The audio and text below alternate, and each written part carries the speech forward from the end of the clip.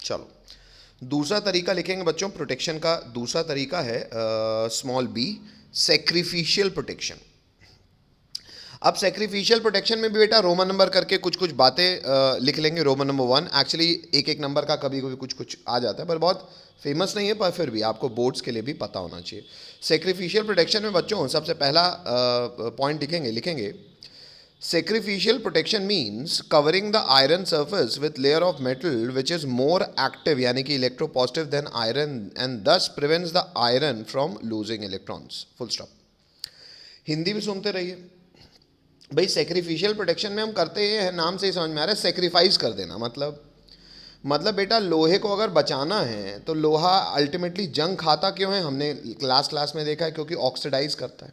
अच्छा, तो अगर हम लोहे को इलेक्ट्रिकली कनेक्ट कर दें किसी उससे ज़्यादा इलेक्ट्रोपॉजिटिव मेटल से, तो ऑब्वियस ही बात है अगर करोजन की बात यानी कि ऑक्सीडेशन होने का पहला स्टेप की बात आएगी भी, तो इलेक्ट्रॉन कौन देगा, वो, और वो खुद को सैक्रिफाइस कर देगा, देयर बाय विल प्रिवेंट लोहा from getting rusted. Hello, right है?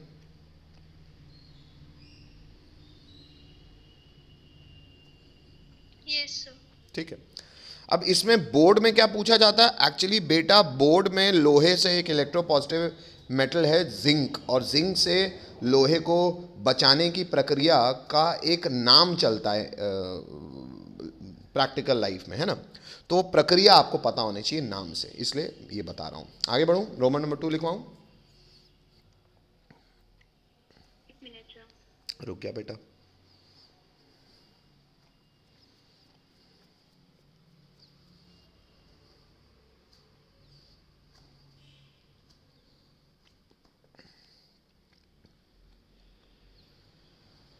Yes sir. चलो, हटा रहा हूं बच्चों। रोमन नंबर 2 लिखेंगे बच्चों। एक प्रिसाइज मेथड है लोहे को बचाने का, तो इंग्लिश लिखेंगे the metal which is most often use for covering iron with more active metal is zinc and the process is called galvanisation, full stop. Paragraph change करके लिखेंगे the layer of zinc on surface of iron when comes in contact with moisture, oxygen and carbon dioxide in air, a protective invisible thin layer of basic zinc carbonate ZnCO3 dot ZnOH whole twice is formed। चलो English पूरी कर लो। और इसी के चक्कर में बेटा actually due to which galvanised iron sheets lose their lustre and also tend to protect it from further corrosion. Hindi बोल दे रहा हूं मैं, हालांकि जानकारी है भाई। ये तो कॉमन सेंस है सर। लीकवा काना मगल मन जन कर, फिर फी आता है, मतलब लोहे से ज़्यादा रिएक्टिव है जिंक। अच्छा, जिंक लोहे से प्रेफरेंशियली ज़्यादा तेज़ी से ऑक्सीडाइज कर जाएगा। अच्छा, ऑक्सीडाइज करके होगा क्या सर, एटमॉस्फेरिक मॉइस्चर और O2 और CO2 की मौजूदगी में अब वो ऑक्सीडाइज करके एक लेयर परत चढ़ाएगा। जो उसका कंपाउंड बनता है वो बनता है zinc carbonate dot Zn zinc hydroxide. और ये एक बेसिक कार्बोनेट है। बेसिक कार्बोनेट क्यों? क्योंकि ये एक स्ट्रॉन्ग बेस और वीक एसिड से बन रहा है। सबको पता है H2CO3 वीक एसिड होता है, तो सॉल्ट बेसिक सॉल्ट होगा, है ना। हालांकि इस बेसिक सॉल्ट में भी zinc hydroxide as a base अभी भी मौजूद है, तो अच्छा है, बेसिक सॉल्ट तो है। और अगर इस पे चढ़ा दोगे तो ऐसी लोहे की चद्दर को बोलेंगे गैल्वेनाइज्ड शीट। गैल्वेनाइज्ड शीट चमकती कम है पर जंग नहीं खाती, तो इसलिए थोड़ी सी महंगी भी आती है ना। तो ये जानकारी होगी बेटा, गैल्वेनाइजेशन। हेलो, कोई दिक्कत? बोलना पड़ेगा बच्चों। इंग्लिश लिख लो और इसका मतलब मैं आपको समझा देता हूँ। एक्चुअली जब मान लो ब्रिजेज, बड़े बड़े ब्रिज बनते हैं और ऐसा कुछ भी होता है, जैसे फॉर इंस्टेंस अपना ये सतना वाला ही बना है, अब उसके अंदर एग्जैक्टली होगा नहीं होगा वो, लेकिन हाँ इन जनरल होता है। तो होता ये है कि जो ब्रिज बना रहता है, ब्रिज में तो बेटा रहते हैं खूब अच्छे अच्छे सरिये। अच्छा, पानी यानी गिरता ही रहता है। तो ब्रिज के नीचे आप कभी भी देखते हो कि जैसे यहाँ पे भी आपने देखा होगा, वहाँ पे ऐसा सेक्शन बने रहते हैं, लिखा रहता है, ऐसे आप देखना लिखा रहेगा PWD। उसके नीचे ना एक्चुअली जगह रहती है, लेकिन वो सबके लिए नहीं रहती। हाँ, मतलब सीढ़ी लगा के पहुँच सकते हैं। हो करते ये हैं कि वो जो लोहा होता है, उस लोहे की लाइफ बढ़ाने के लिए उसको इलेक्ट्रिकली कनेक्ट कर देते हैं किसी उससे ज़्यादा इलेक्ट्रोपॉजिटिव मेटल से। अब होगा क्या, होगा ये कि भाई ब्रिज तो ढलाई हो गई, भाई सीमेंट मसाले की ढलाई हो गई, ढलाई हो गई तो अब लोहा थोड़ी पहुंच पाओगे लोहे तक, तो अब लोहे तो को बचाना है, कैसे बचाएं? तो एक मेटल वायर से कनेक्ट करके एक मेटल का गठरा लटका दिया नीचे। और अब होगा क्या, लोहा जैसे जैसे ऑक्सीडाइज करना चाहेगा, इलेक्ट्रिकली तो कनेक्ट है, तो वो ना इलेक्ट्रॉन दे के इलेक्ट्रॉन कौन देगा, ये जिससे उससे ज़्यादा इलेक्ट्रोपॉजिटिव मेटल जिससे जो लटका है उसके नीचे। होगा ये कि धीरे धीरे 6-8 साल में गल ये जाएगा। तो होता है ना, आप लोगों ने सुना होगा शायद, सड़क का मेंटेनेंस भी होता है, पता है? तो कई कंपनी जो बनाती हैं उस कंपनी को 5 साल के लिए सड़क का मेंटेनेंस का पैसा भी मिलता है एडवांस में। मतलब ये है कि पैसा एडवांस में नहीं, वैसे एक एक साल होता जाता है तो वो मेंटेनेंस करते जाते हैं और पैसा बिल लगाते जाते हैं, पैसा लेते जाते हैं। तो करते क्या हैं वो सब, यही सब कुछ कभी कुछ जहाँ गड्ढा हो गया डामर कर दिया, और ये जो ब्लॉक्स लटके रहते हैं ना ये भी गल जाते हैं, तो इनको रिप्लेस कर देते हैं उन लोग। हेलो, बात समझ रहे हो? Hello hello. इससे क्या होता है, जो ब्रिज के अंदर छुपा हुआ लोहा था उसकी लाइफ बढ़ गई, क्योंकि उसका करोजन होने का टेंडेंसी और घट गई। हेलो, बोलना पड़ेगा। Yes, sir. This is electrical protection. अब ये इलेक्ट्रिकल प्रोटेक्शन समझने के लिए हाँ चलो फोटो मत बनाओ, समझ में आ ही गया आपको। एक और जैसे ये समझा दे रहा हूँ, जैसे ये काम केवल उनके साथ नहीं करते, अंडरग्राउंड उसके साथ भी करते हैं, जो अंडरग्राउंड पाइप होती है।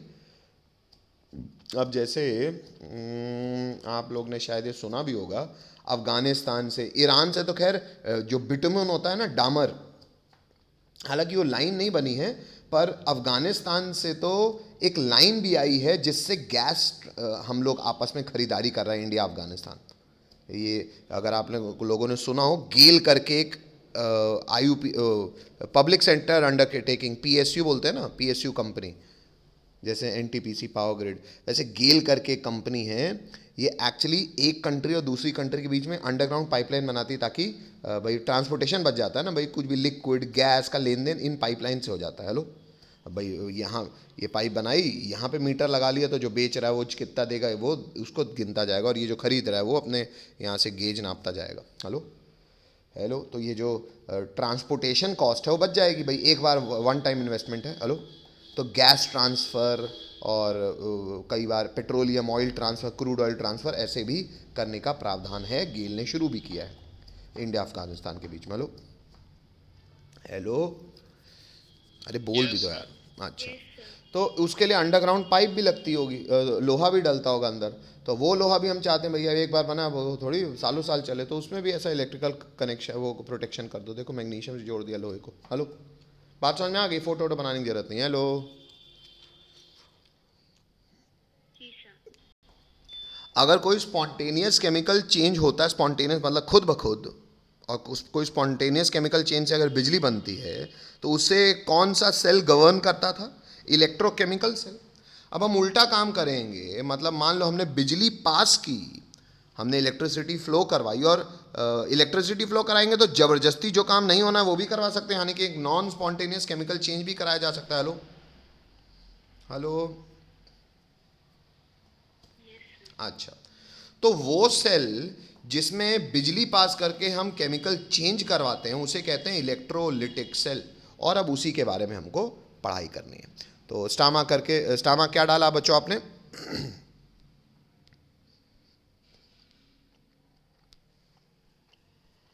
स्टामा क्या डाला?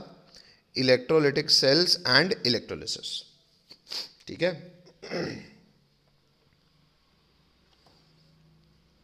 शुरू करूं?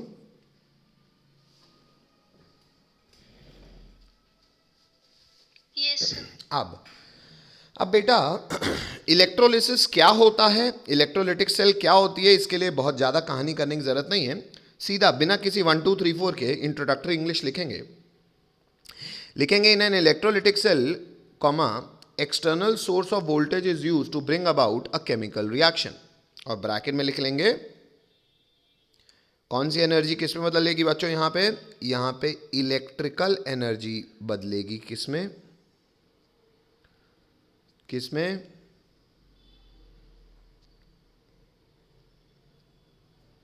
किसमें केमिकल एनर्जी में। इलेक्ट्रो केमिकल सेल में क्या होता था? उल्टा, केमिकल चेंज से इलेक्ट्रिकल एनर्जी बनाते थे, यहाँ पे इलेक्ट्रिकल एनर्जी से केमिकल चेंज प्रोड्यूस कराएंगे। हेलो, ठीक है। अब सर पढ़ना क्या है इसमें बता रहा हूँ बेटा। अब एक्चुअली जब हम बिजली पास करके ज़बरदस्ती जो काम नहीं होना होता उसे कराने की कोशिश करते हैं, तो इसका भी इंडस्ट्रियली बहुत फ़ायदा है भाई।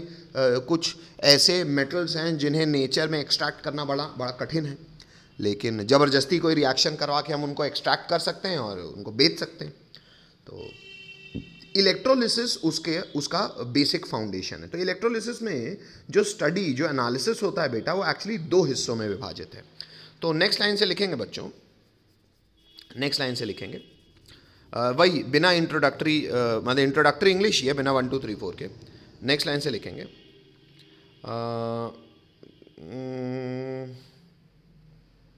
चलो मैं इंग्लिश बोल रहा हूँ, आप लिखिए। लिखेंगे there are mainly two ways, there are mainly two ways, there are mainly two veg,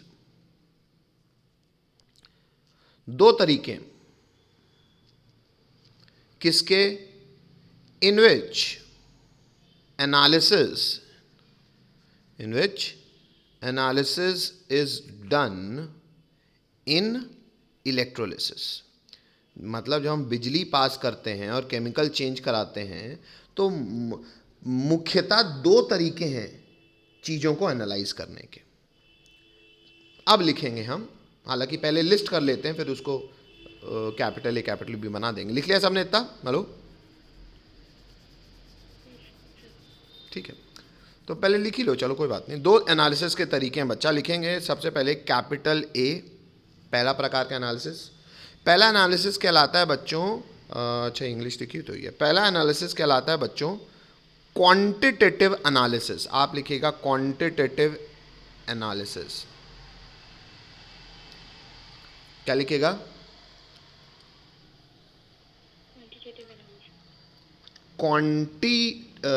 quantitative analysis English लिखी हुई है। और कैपिटल बी लिखिएगा क्वालिटेटिव एनालिसिस। तो एक एनालिसिस होता है क्वांटिटेटिव एनालिसिस। क्वांटिटेटिव एनालिसिस को याद रखने के लिए ब्रैकेट में लिख लो कितना, और क्वालिटेटिव एनालिसिस को याद रखने के लिए ब्रैकेट में लिख लो क्या। मतलब ये जो दो एनालिसिस हैं ये बताते हैं, ये डिटरमाइन करते हैं, एनालाइज करते हैं कि क्वांटिटेटिव एनालिसिस मतलब कितना बनेगा, 1 ग्राम 2 ग्राम 10 ग्राम 1 किलो 4 किलो 10 किलो, हेलो। और क्वालिटेटिव एनालिसिस डिटरमाइन करता है क्या बनेगा, हेलो। लोहा, कॉपर, जिंक, निकल, cadmium, hydrogen gas, chlorine gas, hello, बात समझ में आ गई? हेलो, ठीक है। बेटा सबसे पहली बात यहाँ पे, यहीं पे मैं आपको मार्किंग भी करा देता हूँ। आपको बोर्ड्स के हिसाब से ये आना ही चाहिए, हेलो। ये एक्चुअली जेई में भी आता है और बोर्ड में भी आता है, तो दोनों बात। क्वांटिटेटिव एनालिसिस, क्वालिटेटिव एनालिसिस जो मैं पढ़ाऊंगा वो आप बोर्ड्स के हिसाब से छोड़ भी सकते हो, उसमें जेई डाल देना, हेलो। आगे बात समझ में? शुरू करूं अब? चलो, तो बिजली पास करके जब हम केमिकल चेंज करते हैं तो सबसे पहले हमें पता होना चाहिए कि क्या बनेगा, और फिर हम डिटरमाइन करते हैं कि कितना बनेगा। क्या बनेगा जेई के लिए ज़रूरी है, हालांकि एनसीईआरटी में दिया है पर जेई के लिए ज़रूरी है, बोर्ड्स में कम आता है। कितना बनेगा वो आपको बोर्ड्स के हिसाब से पता होना चाहिए। तो बच्चों शुरू करते हैं। पहले एनालिसिस, फिर से हेडिंग डाल देंगे। सबसे पहले हम पढ़ेंगे कैपिटल ए, और कैपिटल ए क्या है? Quantitative aspect of electrolysis. अब ये जो बोर्ड्स में भी आता है तो ज़रूरी है, पहले उसी को पढ़ेंगे। देख लो दिया भी वही हुआ है पहले। अब कितना बनेगा ये कौन डिटरमाइन करता है? कितना बनेगा ये डिटरमाइन करता है फैराडे। मतलब अरे यार, एक स्टैटिस्टिकल ऑब्जर्वेशन है जिसने की और दुनिया को एक नियम बता दिया, उसके हिसाब से लॉ चलता है। तो क्वांटिटेटिव एस्पेक्ट ऑफ इलेक्ट्रोलिसिस में लिखेंगे पॉइंट नंबर 1, और पॉइंट नंबर 1 लिखेंगे फैराडेज लॉ ऑफ इलेक्ट्रोलिसिस, क्योंकि फैराडे ही वो व्यक्ति था जिसने कितना बनेगा क्या एनालिसिस सिस्टमैटिकली किया और दुनिया को लॉ, नियम दे दिए। शुरू करें। उसमें लिखेंगे रोमन नंबर 1 फर्स्ट लॉ, यानी कि फैराडे का पहला नियम जो उसने इलेक्ट्रोलिसिस में ये एनालिसिस करके दिया कि क्या बनेगा, सॉरी कितना बनेगा, क्वांटिटेटिव एनालिसिस का पहला लॉ। लिखेंगे English, the law of chemical reaction which occurs, the amount of chemical reaction which occurs at any electrode during electrolysis by a current is proportional to quantity of electricity passed through the electrolyte. पहले English लिखो, लिखो तो हाँ बोलो। तो में ही बच्चों next line से लिखेंगे, फर्स्ट लॉ में ही नेक्स्ट लाइन से लिखेंगे, नेक्स्ट लाइन से लिखेंगे, इंग्लिश लिखेंगे, इफ, लेट कर लो पहले, if the quantity of electricity Q, if quantity of electricity is Q, ऐसे करके लिख दो, इज Q, ब्रैकेट में लिख दीजिएगा, या ब्रैकेट में क्या, कंटिन्यूशन में लिखो, Q in Coulomb's and capital I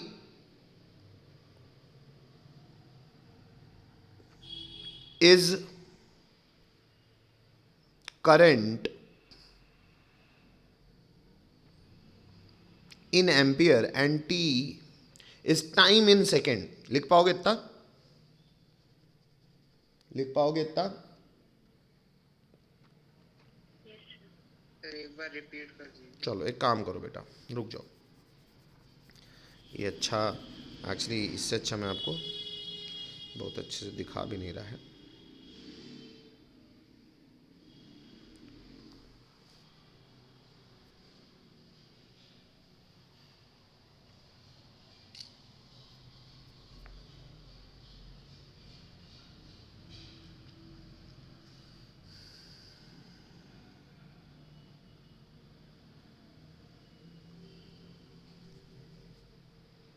दिख रहा है बच्चों अब?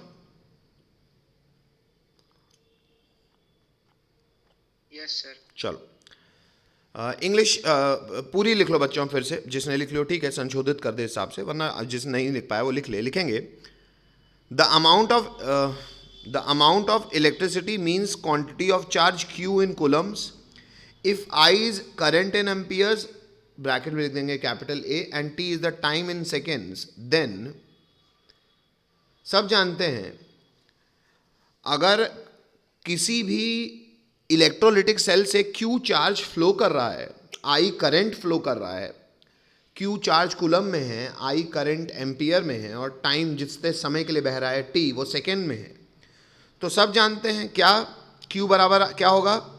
हेलो, सब जानते हैं, full stop. If W is the amount of substance liberated or deposited, then W is directly proportional to Q. ये W is directly proportional to Q है, यही तो फैराडे का पहला नियम है। और प्रोपोर्शनैलिटी साइन हटाओगे तो प्रोपोर्शनैलिटी कांस्टेंट आएगा, जो कोई है फिलहाल Z, और Z इंग्लिश में कहलाता क्या है? Electrochemical equivalent of a substance. तो फॉर्मूला बन जाएगा W is equal to ZIT। ये एक्चुअली हो गया बेटा आपका फैराडेज का फर्स्ट लॉ। एक बार मैं फिर से बोल दे रहा हूं आपके लिए कहानी। फैराडे का पहला नियम ये कहता है बेटा, आप लिखते भी रहो सुनते भी रहो। अच्छा पहले लिख लो, फिर इकट्ठा गाना सुनाऊंगा, पहले लिख लो, लिखो तो हाँ बोलो। बस अभी रुक जाओ बेटा, पहले लिख लेते हैं फिर काम करेंगे। सेकेंड लॉ लिखेंगे रोमन नंबर 2, और उसमें इंग्लिश लिखेंगे बच्चों, लिखेंगे it states that when a given quantity of electricity is passed through different electrolytes, the amount of different substances produced at the electrode is directly proportional to their respective equivalent weight. ये law हो गया। Next line से लिखेंगे for two substance A and B in two different electrolytic cells, WA upon WB will be equal to equivalent weight of A upon equivalent weight of B.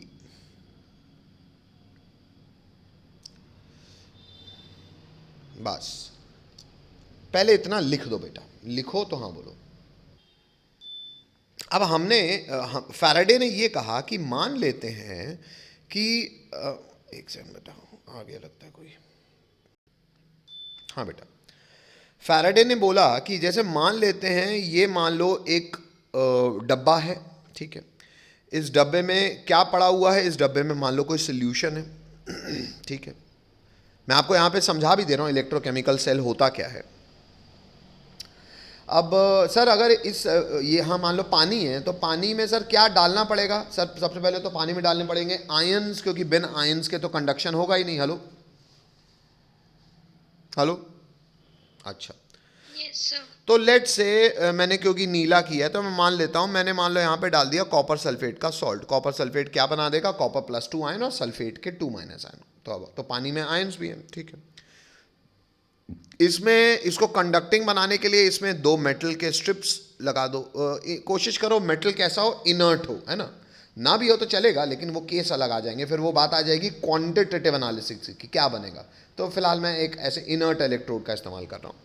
और क्योंकि अब मुझे electrolytic cell बनाना है, मतलब मैं बिजली एक्सटर्नली पास करूंगा, तो मैंने एक बैटरी लगा दी। अच्छा, इतनी बात शायद सब समझ सकते हो कि बैटरी का पॉजिटिव टर्मिनल जिस डंडे से, जिस इलेक्ट्रोड से, जिस मेटल से जुड़ा होगा वो मेटल हो जाएगा प्लस और दूसरा वाला जाएगा माइनस।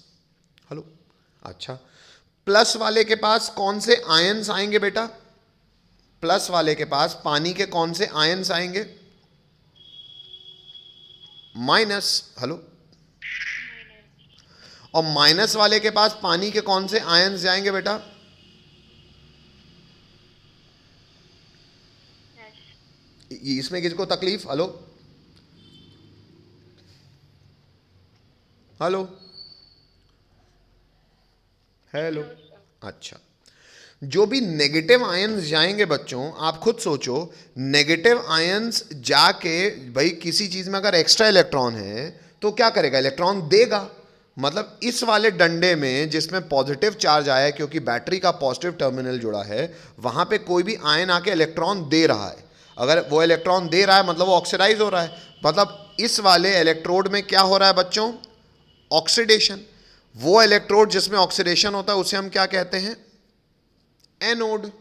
और ये जो जिसमें बैटरी का नेगेटिव टर्मिनल जुड़ा है, इसके पास कौन सा आयन जाएगा? पॉजिटिव आयन जाएगा। पॉजिटिव आयन जाके क्या करेगा सर? ये इलेक्ट्रॉन को गेन करेगा। मतलब यहां पे क्या होगा? नेगेटिव वाले डंडे में क्या होगा? रिडक्शन। और जहां रिडक्शन होता है वो डंडा यानी कि इलेक्ट्रोड क्या कहलाएगा? Cathode. Hello cathode. Hello, Yes, तो sir. सबसे बड़ा डिफरेंस हो गया बेटा, ये एग्जाम्पल हो गया एक किस सेल का बेटा? इलेक्ट्रोलिटिक सेल का। किसका? Electrolytic, sir. अब इलेक्ट्रोलिटिक सेल में सबसे आप आसानी से एक चीज ये देख सकते हो बेटा, इलेक्ट्रोकेमिकल में याद करो, एनोड में चार्ज क्या था?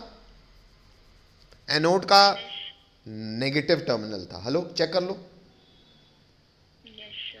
यहाँ पे एनोड पॉजिटिवली, यहाँ पे इलेक्ट्रोलिटिक सेल में एनोड हमेशा पॉजिटिव होगा। हालांकि आपने 10th से देखा है ऐसा सेल, और कैथोड नेगेटिव होगा। लेकिन इलेक्ट्रोकेमिकल में उल्टा था, जो मैं आपको पहले समझा चुका हूँ कि क्यों।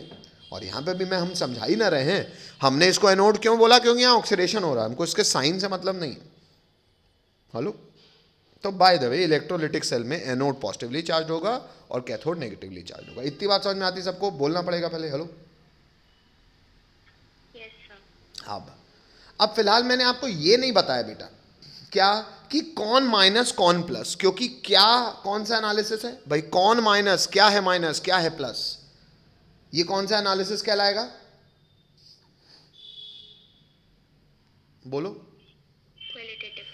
क्वालिटेटिव। क्वालिटेटिव एनालिसिस मैंने अभी अपन नहीं पढ़ रहे हैं। अभी अपन क्या पढ़ रहे हैं कि मान लो जो भी माइनस या जो भी प्लस यहां आके लेट से डिपॉजिट हो, डिपॉजिट होने वाला समझ रहे हो ना भाई? वो आया यहाँ के आके इलेक्ट्रॉन दिया और इलेक्ट्रॉन देके खुद सॉलिड के रूप में डिपॉजिट हो गया। हो सकता है ना डिपॉजिट? हेलो हेलो, हाँ सर। अच्छा। या ये भी हो सकता है कि कोई आएगा और आके गैस बना ले। भाई मैं कहता हूं कोई आके रिड्यूस हुआ, रिड्यूस होके खुद किस रूप में बदल जाए? गैस के रूप में बदल जाए। हो सकता है केमिकल चेंज। हेलो, हाँ सर। तो ये एनालिसिस क्या कह रहा है? कितना वजन डिपॉजिट हो रहा है या लिबरेट हो रहा है? दोनों में से कोई एक ही चीज होगी। तुम ऑक्सीडाइज या रिड्यूस करके या तो सॉलिड के रूप में चिपक जाओगे या तो गैस के रूप में निकल जाओगे। हेलो, अल्टीमेटली तुम सोल्यूशन फेज को छोड़ोगे। हेलो हेलो जी सर।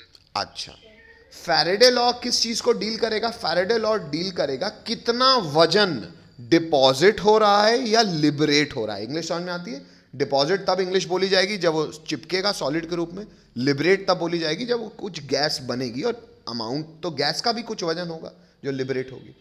बात समझ में आती है? हेलो, जी Yes, सर। sir. पहले ये फोटो बना लो बेटा कॉमन सेंस के लिए।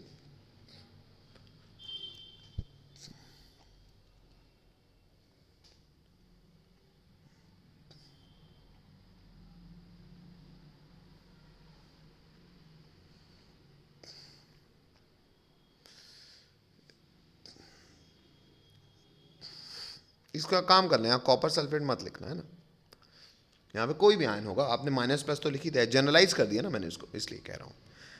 हाँ, इंग्लिश जरूर लिखा देना। अगर कोई यहाँ पे सॉलिड के रूप में चिपक रहा है तो इसको क्या कहोगे? Deposit. और कोई गैस के रूप में निकल रहा है तो इसको क्या कहोगे? Liberating.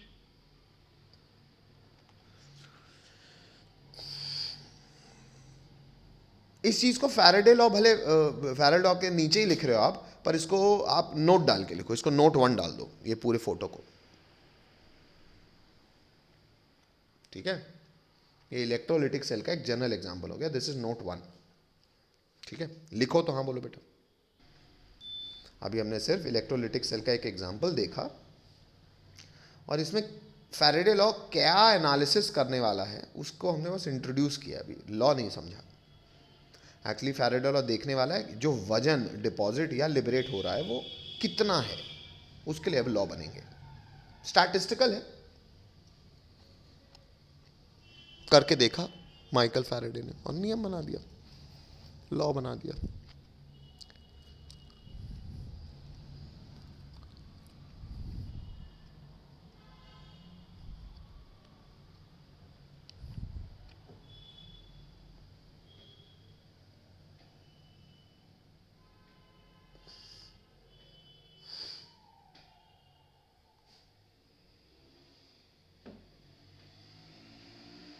Yes, sir.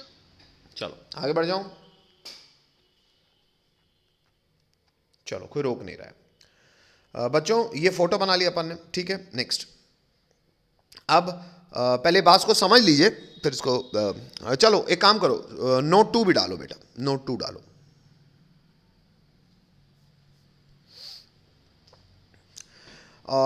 नोट 2 में बच्चों हम लॉ को समझ भी लेते हैं और हम कॉम्बिनेशन भी कर देते हैं फर्स्ट और सेकंड लॉ का। तो देखो, फैराडे का पहला नियम पता है क्या कहता है? पहला नियम कहता है according to Faraday's first law, पहला नियम कहता है कि जो भी इलेक्ट्रोलाइट ही था, कोई माइनस या कोई प्लस जो सोल्यूशन में था, कोई भी इलेक्ट्रोलाइट या तो लिबरेट होगा या तो डिपॉजिट होगा, उसका जो भी वजन होगा ना, आपने उसको बड़ा डब्ल्यू लिखा था ना बेटा? अच्छा, तो जो भी वजन उसका या तो डिपॉजिट होगा या तो लिबरेट होगा, वो किसके प्रोपोर्शनल होगा? फर्स्ट लॉ क्या कहता है? चार्ज के। जितना चार्ज तुमने बैटरी लगाई थी ना ऊपर, जितना चार्ज बैटरी से फ्लो करेगा, कितना चार्ज फ्लो करेगा सर? जितना करंट होगा और जितने समय के लिए करंट बहाओगे। तो लिख भी लिया ना, Q is equal to I T. Hello hello, हाँ Yes, सर। sir. मुझे उससे मतलब नहीं है, मैं आपको सीधा अभी फिलहाल नोट 2 करा के मैं दोनों लॉ को कंबाइन कर रहा हूं। तो पहले मैं लिखा रहा हूं according to Faraday's first law, जो भी वजन डिपॉजिट या लिबरेट होगा, फैराडे का स्टैटिस्टिकल एनालिसिस कहता है वो डायरेक्टली किसी भी, कोई भी भाई, कोई भी गैस लिबरेट हो, कोई भी सॉलिड डिपॉजिट हो, कुछ भी हो, उसका जो भी वजन लिबरेट या डिपॉजिट होगा इलेक्ट्रोड में, वो डायरेक्टली प्रोपोर्शनल होगा कितना चार्ज क्यू कूलम में तुमने बहाया है। हेलो, कोई दिक्कत? No, sir. और फैराडे का दूसरा लॉ ये कहता है बेटा कि जो भी वजन डिपॉजिट या लिबरेट होगा, जिस भी इलेक्ट्रोलाइट का होगा, वो डायरेक्टली प्रोपोर्शनल होगा बेटा इक्विवेलेंट वेट के। किसके?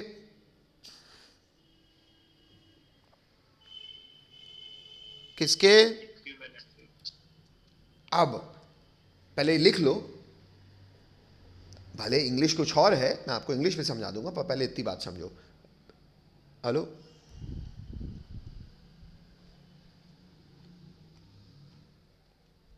दूसरा लॉ क्या कहता है? कोई भी सब्सटेंस जो लिबरेट या डिपॉजिट होगा, उसका कितना वजन लिबरेट या डिपॉजिट होगा, वो किसके डायरेक्टली प्रोपोर्शनल होगा? उसी सब्सटेंस के जो लिबरेट या डिपॉजिट हो रहा है उसके किसके इक्विवेलेंट वेट के प्रोपोर्शनल होगा। किसके proportional? Equivalent weight. Equivalent weight. अब इतना हो गया सबका? Hello, Yeah. Yes, sir. चलो अब बात आती है सर, नेक्स्ट लाइन से लिखेंगे किसी भी चीज का इक्विवेलेंट वेट क्या होता है सर? तो बेटा किसी भी चीज का, मैं इंग्लिश में लिख ले रहा हूं अगर किसी को नहीं पता हो, इक्विवेलेंट वेट, किसी भी सब्सटेंस का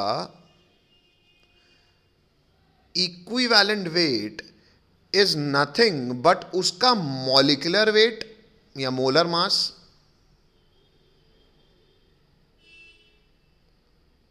अपॉन उसका वैलेंसी फैक्टर।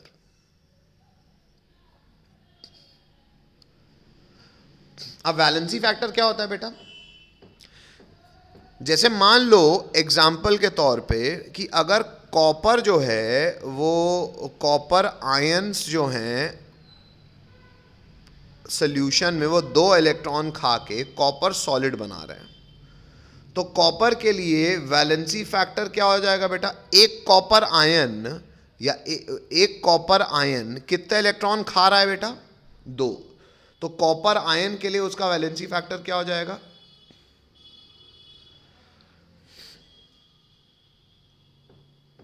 हेलो, नहीं समझ में आता, जी सर. आगे बढ़ जाऊं? हाँ सर. तो किसी भी चीज का आप इक्विवेलेंट रेट इस प्रकार से निकाल सकते हो। हटा दूं? Yes, sir. अभी भी मेरा नोट 2 खत्म नहीं हुआ है, आगे बढ़ रहा हूं मैं।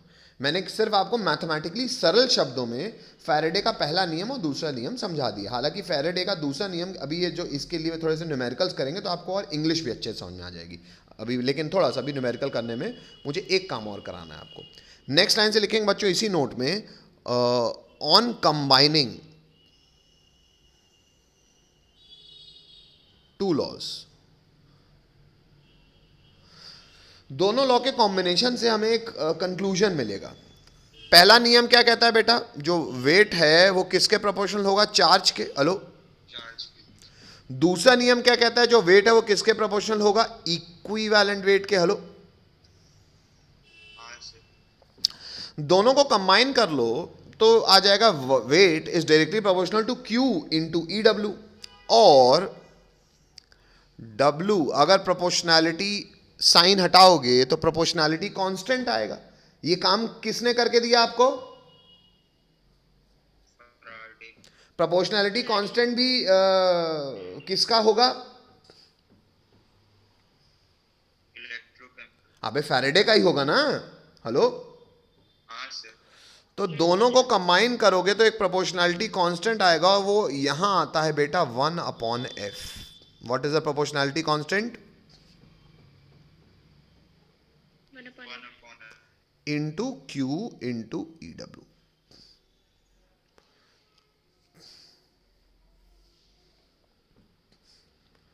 व्हाट इज एफ बच्चों? नेक्स्ट लाइन से लिखेंगे वेयर।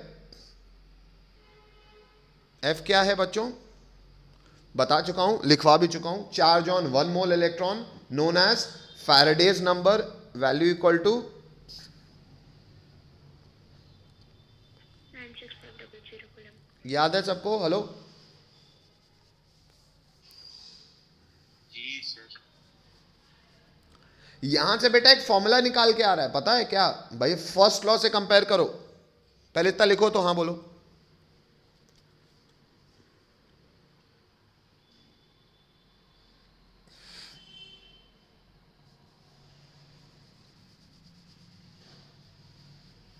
Yes, sir. चलो हटा दूं, कोई रोक रहा है?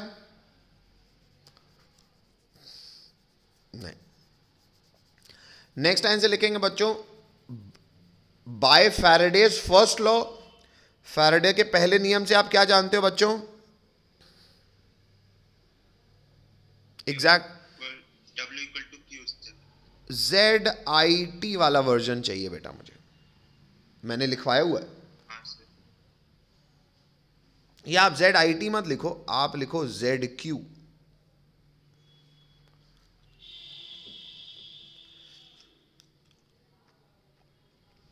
इसको इक्वेशन 1 बना दो, इसको इक्वेशन 2 बना दो, तो बाय 1 and 2 हम क्या बोल सकते हैं? Z equal to 1 by. Electro Z के लिए हमने ये जो प्रोपोर्शनैलिटी कांस्टेंट था, इसके लिए मैंने इंग्लिश क्या लिखी थी? Electrochemical equivalent of a substance. So how can you calculate, अगर या तो सवाल में दिया हो या ना दिया हो, तो कैन यू कैलकुलेट Z का वैल्यू, इलेक्ट्रोकेमिकल इक्विवेलेंट का वैल्यू किसी भी सब्सटेंस का? Yes we can. How? What is it equal to? Substance का equivalent weight upon Faraday's number. Hello, जी सर। सबको बात समझ में आती है? Yes sir. चलो बच्चों, अब बेटा एक्चुअली ये अभी आपको अच्छे से समझ में नहीं आएगा कब तक, जब तक मैं इसके बेसिस पे कुछ क्वेश्चंस नहीं कराऊंगा। क्वेश्चंस कराना बेटा थोड़ा सा तसल्ली का काम है, उसको उसमें मेरे को 2 मेथड से मैं आराम को तसल्ली से एनसीईआरटी के सॉल्व एग्जाम्पल कराने मुझे, लेकिन वो मैं अब नेक्स्ट क्लास में कराऊंगा। आज की क्लास में मैं चाहता हूँ आप पिछला रिवीजन करें और इसको थोड़ा सा पढ़ लें, ये बहुत अच्छे से आपको सवाल करने के बाद समझ में आएगा, जो कि हम अगली क्लास में करेंगे। आज के लिए फ़िलहाल इतनी जानकारी पाई।